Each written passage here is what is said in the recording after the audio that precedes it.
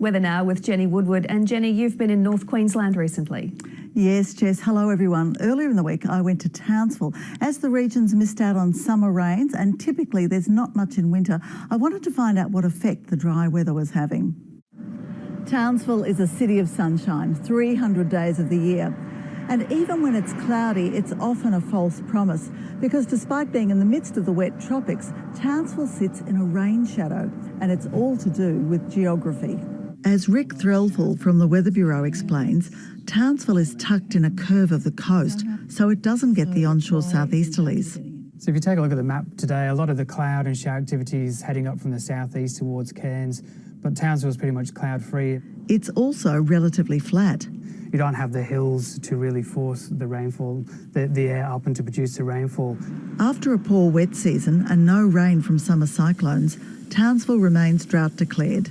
The city's main water supply, the Ross River Dam, is down to about 20%.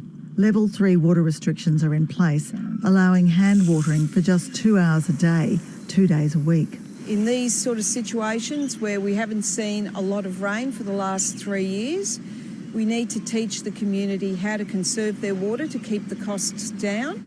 When dam levels hit 15%, the council pumps water from the Burdekin, and in the past that's cost about $30,000 a day.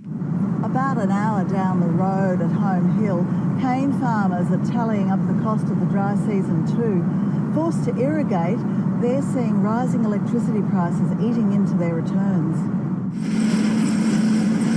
The crush or harvest is underway on Phil Morano's farm. 5 years ago, the average cost of irrigation was maybe 50 cents to $1 a tonne, and now it's more like $5 a tonne.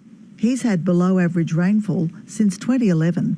So it's getting to the stage where a lot of growers are not irrigating as much as they should, and it hasn't been raining, and crops are starting to suffer.